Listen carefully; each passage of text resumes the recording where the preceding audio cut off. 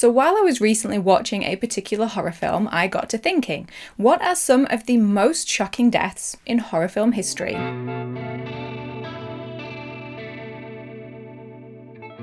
Hi everyone, I hope you're doing really well. Yes, today we are taking a look at 10 of the most shocking deaths in horror film history. Now, I suppose I should just be a little bit clearer on that description of shocking. When I say shocking, I don't mean the most shockingly gory or brutal deaths.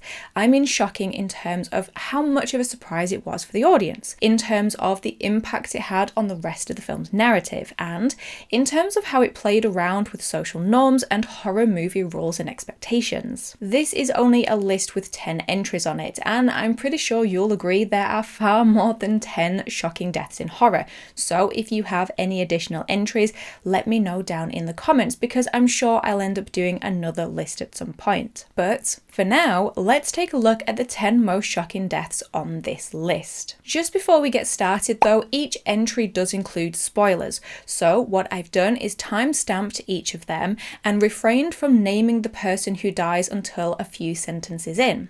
That way you can see the film from the label, and if you haven't seen it yet and don't want spoilers, you'll have time to skip to the next film. Okay, so kicking off is the kill that actually inspired me to make this list, and that is perhaps the most iconic kill in the Alien franchise. Yes, the Alien franchise is well known for its many and very often brutal kills, most of them at the hands of the titular xenomorph, but none is perhaps more brutal nor visceral than the first death of the franchise, that of Executive Officer Kane, played to perfection by the late great John Hurt. In Ridley Scott's sci-fi horror masterpiece Alien, the crew of the Nostromo set down on LV-426 to investigate a signal their ship received. The away team's investigation results in Kane being attacked by a creature that latches onto his face. Seemingly recovering from his ordeal after the creature later detaches itself, Kane sits down to a meal with the rest of the crew. But mere moments later, Kane begins convulsing in pain, and in a horrifying and unexpected twist, an alien bursts through his chest, killing him. This gruesome and sudden death not only shocked the crew, but also the audience. The now infamous chest burster scene is known for its raw shock value and incredible special effects that were kept secret from the other actors to elicit genuine reactions of shock and horror. This scene remains one of the most shocking deaths in horror and a pivotal moment that set a new standard for horror and sci-fi films. It created a sense of vulnerability and unpredictability, and most importantly, demonstrated the deadly threat posed by the titular creature. One of the most shocking and disturbing deaths to come out of modern horror occurs in Ari Aster's Hereditary, where of course talking about the death of young Charlie Graham. Portrayed by Millie Shapiro, Charlie is a uniquely interesting character from the very beginning, with her distinct mannerisms and character. Charlie also appears to be one of, if not our main character, as we follow her for a large amount of the beginning of the film's runtime. However, the film takes a horrifying and shocking turn after Charlie attends a party with her brother Peter. After accidentally eating nuts, Charlie has a severe allergic reaction and is rushed to the hospital by Peter. But while in a desperate attempt to get some air, Charlie leans out of a window, and when Peter swerves to miss an animal in the road, her head is severed by a telephone pole. This pivotal scene is masterfully executed and shows the audience the film's unflinching approach to horror. The scene's abruptness, brutality, and initial reliance on sound design rather than visuals leaves Peter and the audience stunned, and the raw emotional aftermath of the parents finding Charlie's body and their grief only adds to the horror. Charlie's death not only acts as the catalyst for the psychological breakdown of the Graham family, but also sets the tone for the film's exploration of grief and trauma, and,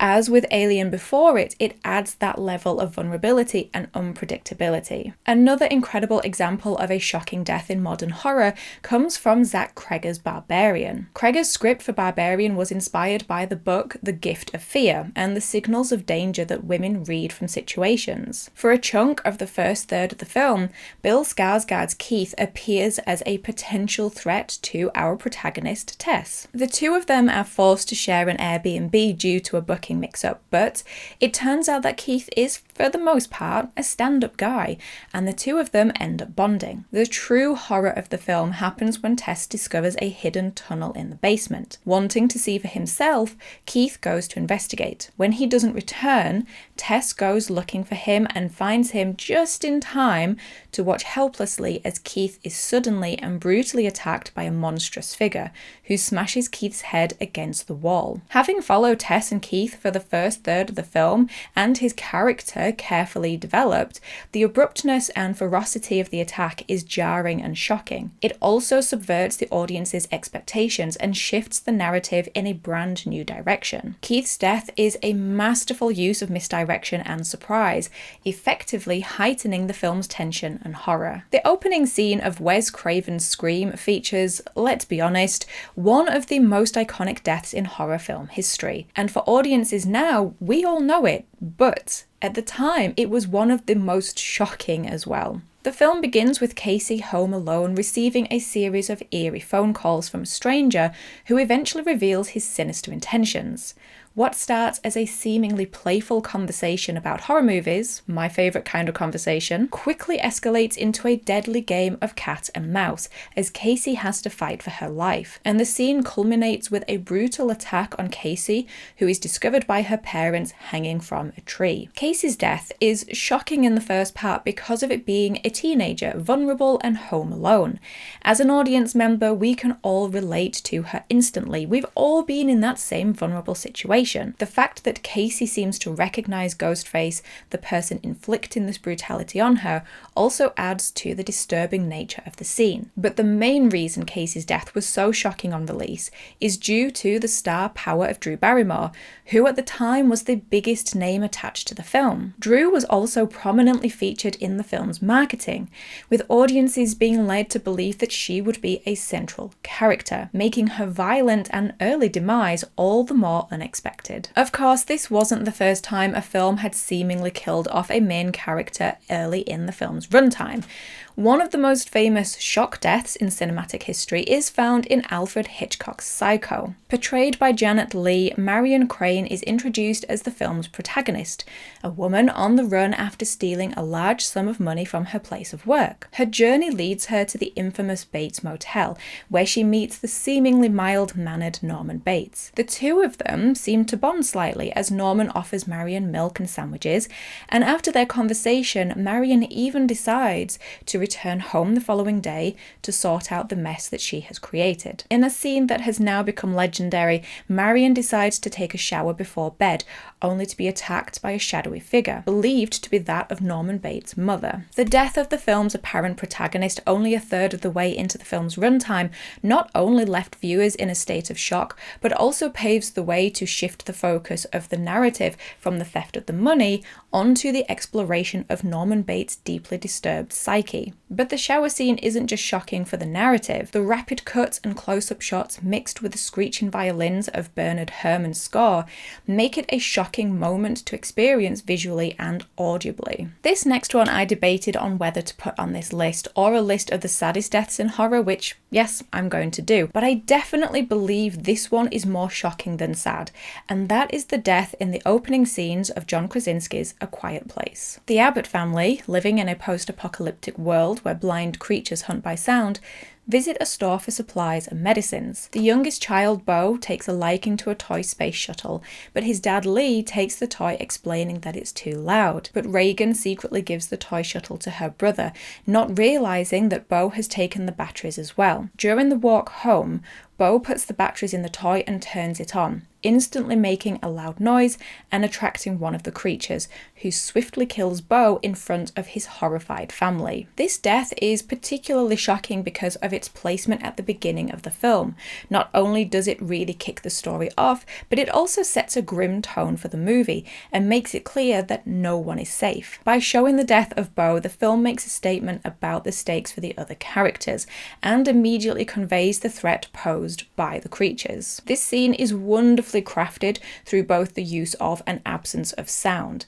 The audience is as ignorant to the situation as Regan is, as we initially experience it from her POV. The true horror of the situation is revealed to Regan and the audience through the facial expressions of the parents. The use of camera work featuring close-ups on the family's faces and the rapid approach of the creature, paired with witnessing how close Lee was to reaching Bo, all adds to the devastating power of the scene. One of the most shocking and politically charged deaths in horror is found in George A. Romero's Night of the Living Dead from 1968. Romero is no stranger to using his films to convey a social message and has always been willing to challenge social norms and provoke thought through horror. But the casting of Dwayne Jones as Ben, who Romero has made it clear was chosen for his talent rather than his race, added an unintentional but powerful racial dimension to the film. Against the backdrop of an America undergoing massive change due to the civil rights movement, Ben's role as a black man leading a group of survivors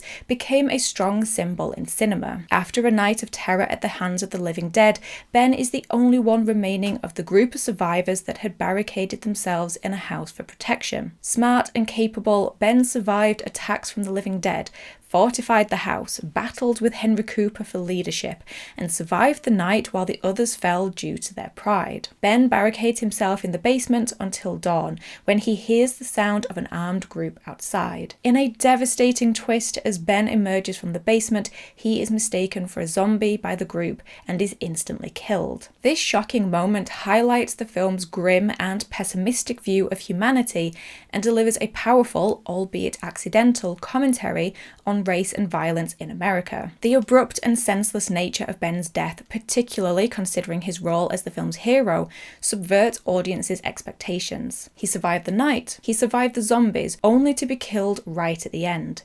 It leaves the audience with a sense of injustice and tragedy, made all the more impactful by the use of documentary-style cinematography and the eerie silence. Rose Glass's Saint Maud is an exploration of faith, madness, and redemption, and contains a deeply shocking and unsettling death within its final moments. The titular Maud is a nurse who has recently found religion after experiencing a traumatic event that becomes obsessed with saving the soul of her terminally ill patient Amanda. As we see events through Maud's POV, we never fully grasp what has happened to her or know if what we're seeing is real or a delusion. And as her fervour escalates, Maud's grip on reality begins to slip, leading her to believe she has a divine purpose, given to her by God himself. In the final scenes, after having killed Amanda, Maud dresses in a makeshift robe, heads to the beach, and self-immolates in a moment of perceived spiritual transcendence. The initial depiction shows Maud surrounded in heavenly light and even growing wings, appearing serene, surrounded by people staring in awe. However, in a gut-wrenching final shot that only lasts seconds, reality is finally revealed, with Maud screaming in agony as she is consumed by the flames, and the people looking on in terror. Maud's death is particularly impactful due to the film's build-up, immersing the audience in Maud's perspective and delusions. The sudden and jarring shift from her perceived transcendence to the brutal reality leaves a lasting impression as the credits begin to roll. According to Glass, Maud is about more than God or faith,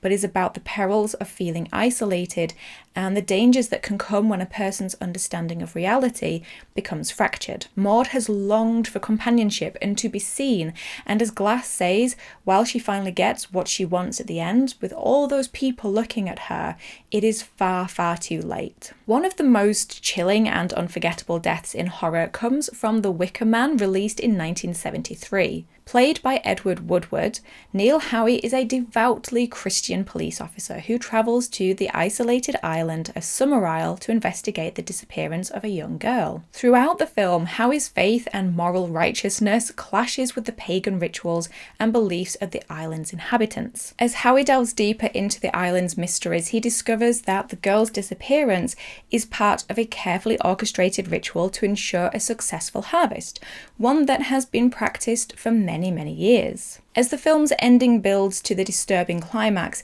Howie, ironically dressed as a fool in the May Day parade, realizes that he himself is the sacrifice intended to appease the island's gods. Bound and helpless, Howie is led to the huge wicker effigy and trapped inside as the islanders set it on fire and dance around it. The true horror of Howie's death lies not only in its brutal nature, but also in the psychological torment that he's experienced and the inescapability of his fate. Howie and the audience both realize that his arrival on the island and everything that follows has been pre-orchestrated and nothing Howie did could have saved him. The gradual revelation of the islanders' motives, combined with Howie's attempts to escape, create an atmosphere of dread and inevitability. The use of folk music, diegetic singing, and whimsical imagery, contrasted with Howie's demise, leaves a profound and unsettling impact on the audience. And it only seems fitting to finish off this list with a death perhaps equally as iconic as that of the one from Alien, and that is a death found in Steven Spielberg's Jaws. While Jaws has many incredible and iconic deaths, such as Chrissy in the opening and that of young Alex Kintner later in the runtime, it is in fact the death of shark hunter Quint that gets the last spot on this list. Portrayed by Robert Shaw, Quint is a seasoned hunter with a rugged demeanour and a haunting backstory. After the waters of Amity Island have been terrorised by a great white shark, Quint offers his services to rid the town of the creature, and the trio of Quint, Chief of Police Brody, and marine biologist Hooper set out to hunt the great white shark. Tension mounts as the film heads to a climatic showdown between the men on the Orca and the shark. As the shark attacks the boat, Quint's fate is sealed as he slides down the wreck into the jaws of the great white. Quint's death is both graphic and harrowing, as this is the first time we clearly get to see the shark attack in all its ferocity. It's a shock to the audience, as the shark has for the majority of the runtime been hidden under the water or simply portrayed through swimming POV shots. The scene is made even more impactful by the build-up of his character through the film. His incredible and chilling monologue about the sinking of the USS Indianapolis, where he survived a terrifying shark attack in open waters, adds a level of irony and tragedy to his demise. The horror of Quint's death is amplified by John Williams' score and Spielberg's direction, which combines practical effects and suspenseful cinematography to create an unforgettable moment. Quint's death remains one of the most memorable and surprising deaths in horror cinema, and left an indelible mark on popular culture. So, those are 10 of the most shocking deaths in horror. I hope you enjoyed this list, and like I said in the beginning, let me know any others you would have added to the list in the comments down below. I've had so much fun with this one that I've decided to do a little series of these. So at some point I will also do a 10 most brutal deaths and 10 saddest deaths. I'm also currently working on a franchise specific best deaths list, so make sure you're subscribed so you don't miss out on any of those. And if you would like to join these names here and get extra content on top of everything you get on this channel, then there is a link to my Patreon page in the description box below. Most recently on my page I just released my review of In a Violent Nature. But in the meantime, thank you as always for stopping by. I really do appreciate it. Take care of yourselves, and I will talk to you in the next episode. Bye!